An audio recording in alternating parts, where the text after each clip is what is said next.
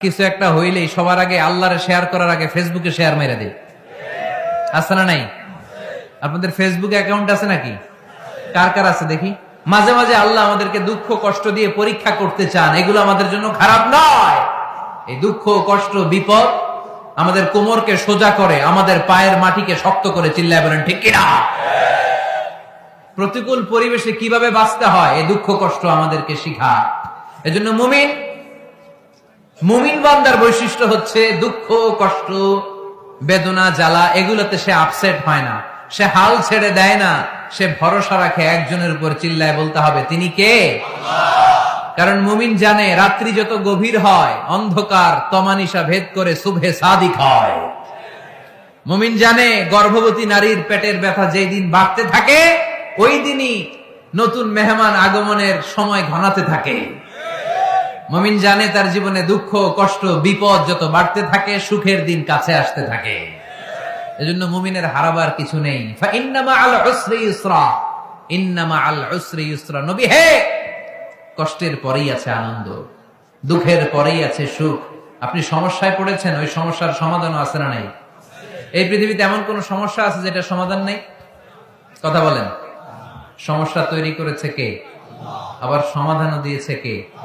Allah doesn't create a lock without its key. আল্লাহ কখনো চাবি না বানাইয়া ওইটার তালা বানায় নাই। কথা কন। তালাও যেহেতু আছে ওই তালার চাবিও বানিয়েছে কে? মা আনজালাল্লাহু দাআন ইল্লা আনজালাল্লাহু লাহু শিফা। আল্লাহ দুনিয়ায় এমন কোন রোগ পাঠায় নাই যেই রোগের ঔষধ বানায় নাই, এমন কোন রোগ নাজিল করে নাই যেই রোগের কোন চিকিৎসা বানায় নাই, হয়তো সেটা আবিষ্কার হয় নাই। অনেকে ক্যান্সারের কথা বলতে পারেন যে হুজুর ক্যান্সার এমন রোগ, এই ক্যান্সার তার নাই কোনো অ্যান্সার, কিন্তু বিজ্ঞানীরা বলতেছে এটারও অ্যান্সার আবিষ্কৃত হচ্ছে। সুবহানাল্লাহ কইবেন না? কিছু কিছু ক্ষেত্রে হয়েও গিয়েছে। এজন্য দুঃখের পরেই আছে সুখ, কষ্টের পরেই আছে আনন্দ। এই দুনিয়াটাই এরকম, কষ্টের পরই আনন্দ। দেখবেন তারাবির নামাজ 20 রাকাত পড়তে কষ্ট লাগে না?